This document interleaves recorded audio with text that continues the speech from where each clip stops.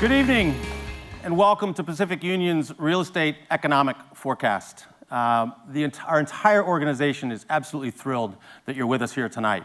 My name is Mark McLaughlin, and I'm the Chief Executive Officer of Pacific Union. I'm thrilled that we're able to do this Real Estate Economic Forecast tonight with the John Burns Real Estate Consulting Group. Our view on John Burns and his real estate team is they put out the finest real estate research in the business, and it has both an historical perspective and a look forward, and they always look out 3 years, and that's what we're going to try to deliver to you tonight. Sonoma is all about the wine country, but it's also fairly middle income.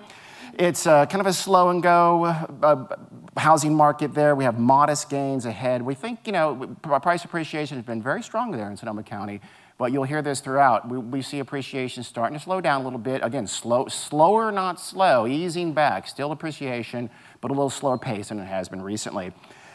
Sonoma is one of those areas that I'll be honest, I kind of thought it would pop a little higher, a little better than it has so far. The fundamentals are pretty darn good there. They have some employment base there. Their employment base is, jobs is outpacing household growth and outpacing permits tremendously. So the fundamentals are pretty darn good for Sonoma County, but it hasn't quite, at least with the new home, respect to the new home sector, it hasn't quite popped like it might have.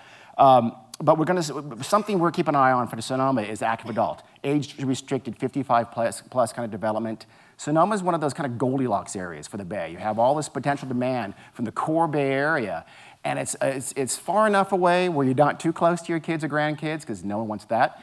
But it's not so far away from those great urban amenities that those folks want as well. So keep your eye on Sonoma for that kind of development.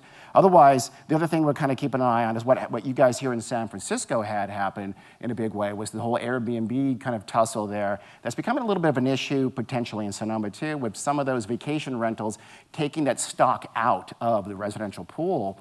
And I could see that happening again going down the line. But we haven't seen the end of that in a lot of different places.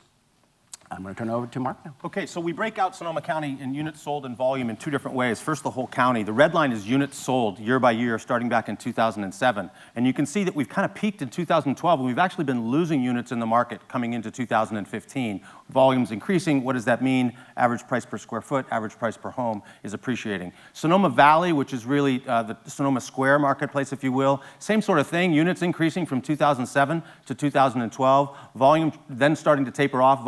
Volume tracking with it. So again, homes are getting more expensive. A little bit concerned about the decrease in units sold. You'll see that in just about every market that we look at. Here's the really amazing stuff, though. These are the four indicators that we talked about earlier.